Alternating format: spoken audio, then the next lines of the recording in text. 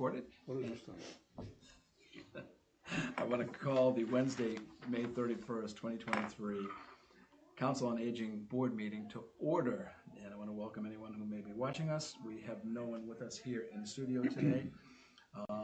And I would ask for a motion to approve the minutes of the April 19th COA Board of Directors meeting. Motion. Motion made. Is there a second? I would second. It's been seconded. Any changes, alterations, or corrections to those minutes that might be needed? Hearing none. All in favor? Aye. It is a vote. Once again, there's nobody here today in attendance, so there's no public comment. I'll move right along. I want to take a moment to congratulate and to recognize our longtime member, Ralph Smith, for the incredible article about his volunteerism that was in the recent Cape Cod Chronicle.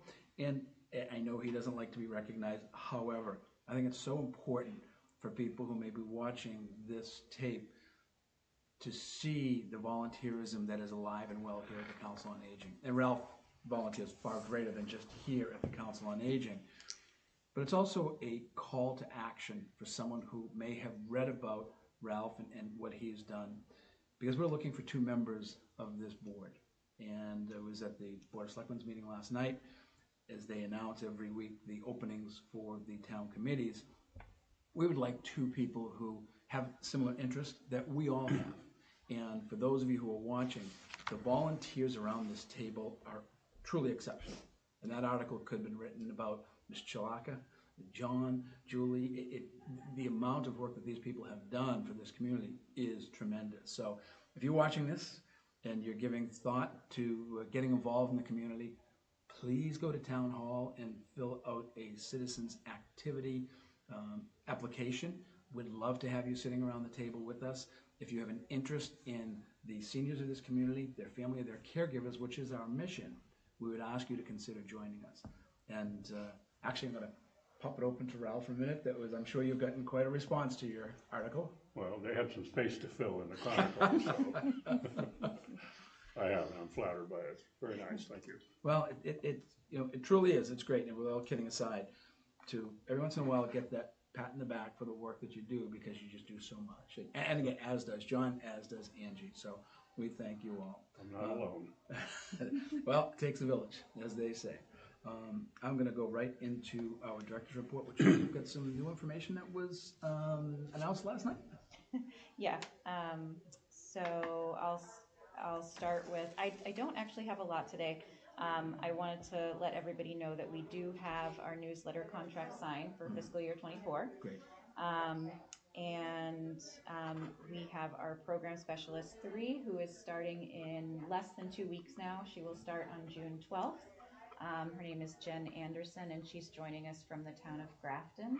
Wow. She is moving, or she has moved to Cape Cod now. So she's transitioned down here. And she was actually the recreation director in Grafton, so she's very, very well experienced and eager to get started here. Excellent. And then I think you're referencing my personal. No. Oh, I'm talking about Jen. No. Oh, okay. There's no personal at this board meeting. I didn't think so. All right. No. And we will now be at full staff. Yes, we will now be at full staff.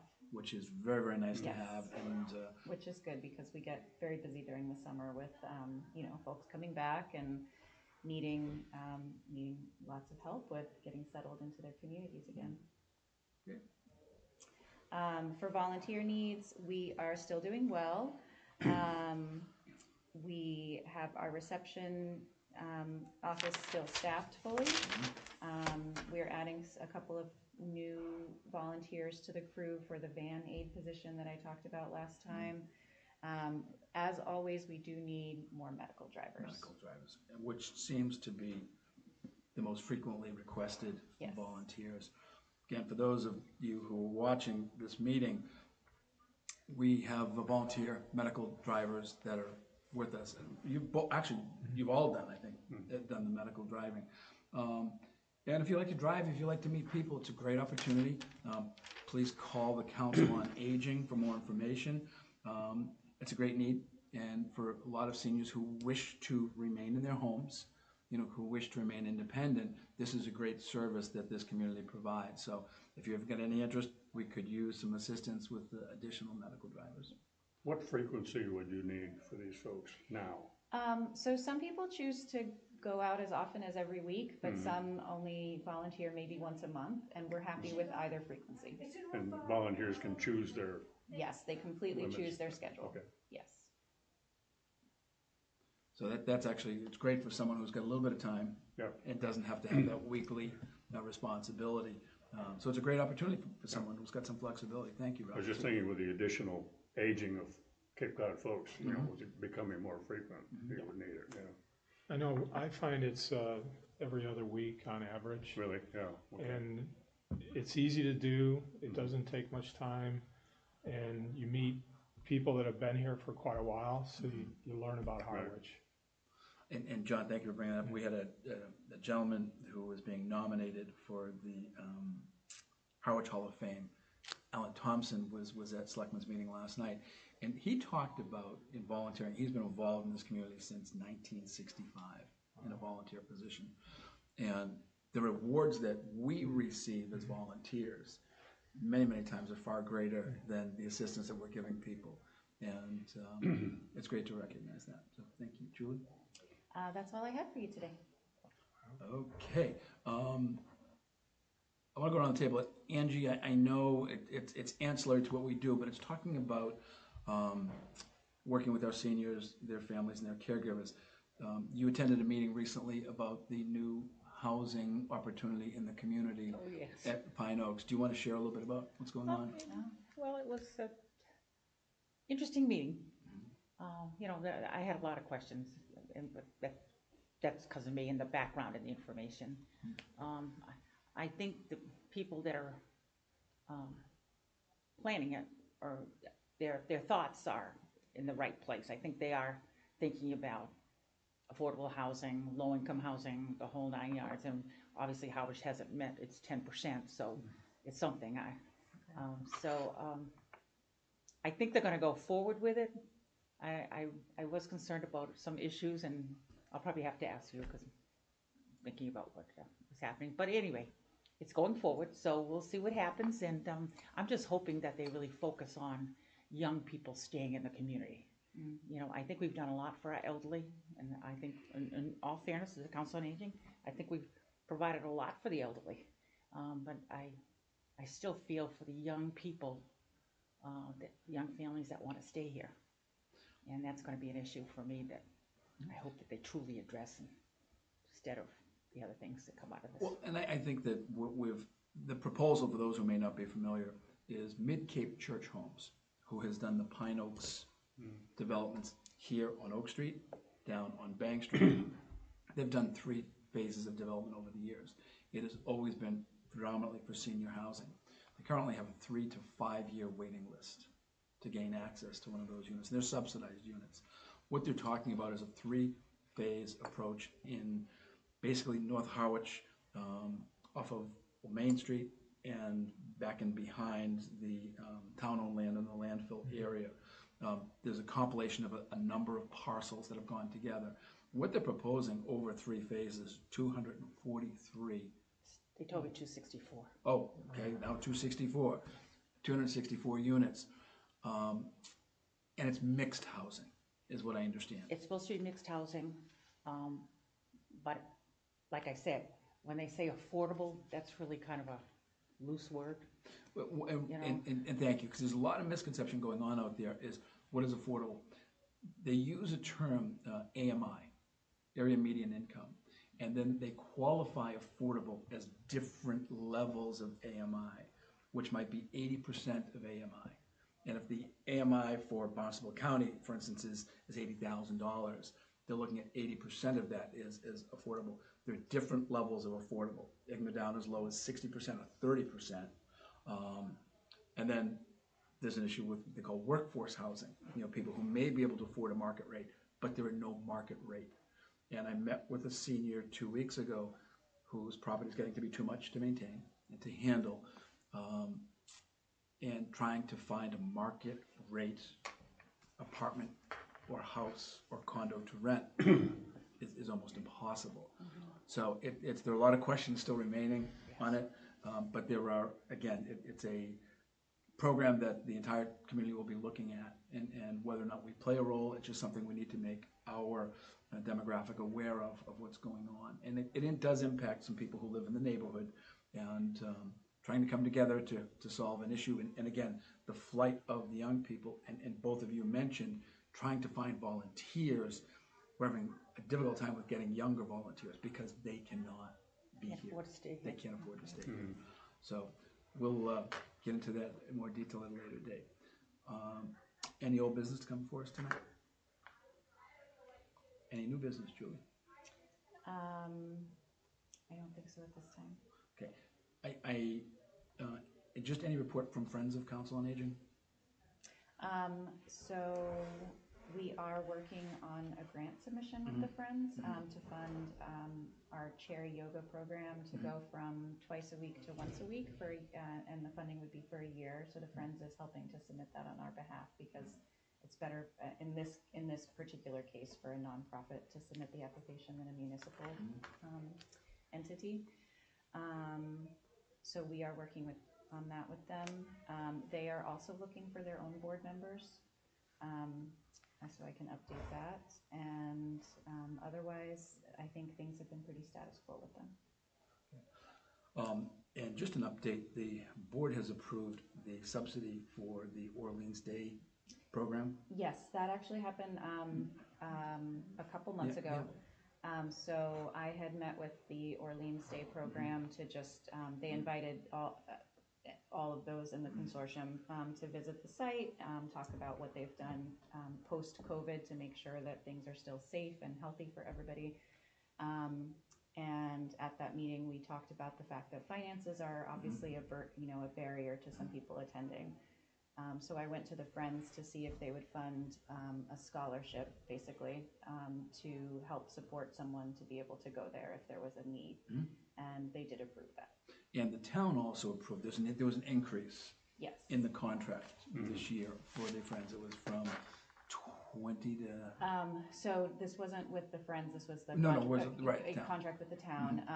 The Orleans Day Center did need to increase their prices for the coming year. They have not raised their rates for attendance, they said, and it was over 8 years. I think it may have been closer to 10. So obviously, especially with the cost of inflation, their costs have been rising, but they're not taking in any more income for a long time. So they are raising their rates to just reflect the true cost of providing the care that they do, which is exceptional care. They've got several staff members that are devoted to the program. They serve a wonderful, healthy lunch every day. People are engaged in programs on site. So they're just raising their rates to match the cost of providing services. So the rates went from $75 a day to $95 a day total. And our subsidy portion is now $30. So we will pay $30 of that $95, and the participant would be responsible for the remainder. And just so you know what happened, I was at the selectmen's meeting that they actually approved the contract for that. Yes. And again, to let those who may be watching this particular meeting, how important that program is. Is now someone dealing with, as a guardian for someone with dementia, how important it is for the caregivers, to have a break, and for those who are dealing with the issue to be engaged, and have some activities. And you mentioned things like the chair yoga. I see my family member who is involved in 2 activities every day, how important that is for them to have a routine and to be involved. So it's a great program, and at any time, if we have someone who's in need, we have the opportunity to go to Friends for potentially a scholarship. I was just curious, with this type of program, does insurance pick up part of the cost, or the parents have, or the family has to pay out of pocket? So long-term insurance, for long-term care insurance will pick up part of the cost sometimes. It depends on the exact policy. And the thing is, it's not common for people to have that long-term care insurance. It's very costly, yes. And most places, most respite centers they can't bill directly, so it's something that the participant has to pay for and then submit a claim to get reimbursed, if it's something their policy will cover. Thanks. And again, I keep reminding those who may be watching of some of the services that this Council on Aging is providing. And it's important to know, because there are a lot of folks out there who are dealing with things that they don't understand. And if you are in a situation where you're caring as a family member or a caregiver for a senior who's having some difficulty, to please reach out to the Council on Aging, because sometimes they're not aware, and if they don't receive our newsletter, to get a copy of it, which does a tremendous job every month reviewing all of the services and programs that are available from here at the Council on Aging. And this is offering help to the patient, not the caregiver, is that right? Right, so the individual who's suffering from cognitive decline can go to the center for it's almost a full day, it's about 6 hours total, and that provides respite for the caregiver. Tremendous program. I know a number of people who have utilized it, and as a fellow caregiver, it's good to have that little time to yourself. The caregiver need not stay there with them. Right, correct. They drop off in the morning and pick up in the afternoon. It's a wonderful program. And that's something I would like to start doing at our monthly meetings, is to take a program or service that we're doing here and to make it known to people who may be seeing. Because not everyone does receive our newsletter, and I would like to also start bringing that. We can show it as a prop, because it's important. In my work, I meet with a lot of folks who are looking at downsizing, and so many are just unaware of the work that's being done here. And you all know how important it is, and we all know how important it is. It's important that we get that word out to people. So, anything else to come before us, John? Here's an opportunity to suggest that people get the newsletter as well. So Absolutely, at any time. sign up for the newsletter. It is so important. Yeah, it is especially important now because what we've been finding is that some folks rely on coming into the COA to pick up their newsletter. They like to do that. And we've been running out before everyone can get what they need. Right. But we've got an unlimited, we can add as many people as possible to our newsletter mailing list. Sure. I did increase the contract for the next year to try to account for that, for the fact that we need an overage. So hopefully this problem will be mitigated, but it's really ideal for people to sign up to get the newsletter for their home, so that we make sure everyone who needs one really gets one. And I still find people who are reluctant to do that because they're not seniors. Right. And for those Or they feel that they're not seniors. oh, correct. They're not aging, let's put it that way. The local newspaper also has, once a month, it publishes the calendar of everything that's going on here. But the newsletter is just so ripe with information that people should look at. There's also a digital version, correct? Yes, people can sign up to get one by email, and I think that's, and we always send it out a few days before the first of the month, so it's actually a good way to get a little preview of what's coming. And Julie, folks can just call the Council on Aging and give the email. Yes. And have that set up for them. Yes, you Great. can do it all by phone. Great, good, super. Okay, Ralph, anything else today? Nothing, thank you. Angie? No, thanks for everything. I appreciate it. And we enjoyed our breakfast with the girls. Yes, Thank you. The breakfast. How was the very well. crowd, by the way? It was great. The men's breakfast this last time was kind of a lower turnout than we were expecting. So we'll do a little more outreach next month to try to make sure we fill that up. But the women are definitely are coming. We had a full roster for the women. Great. And how are the contributions going? The men are always a little better at that than the women. Okay. That's a challenge. That's the a challenge ladies. now, yeah. Well, we've got a good crew, though. We're, soliciting donations. We'll get you a wig and you There you can. go. John, anything else? I'm good, thank you. Okay, then at this point, I would entertain a motion to adjourn the meeting. I would so move. Is moved, Second. seconded. Any discussion? Hearing none. All in favor? Aye. Any opposed? Can clean up the table.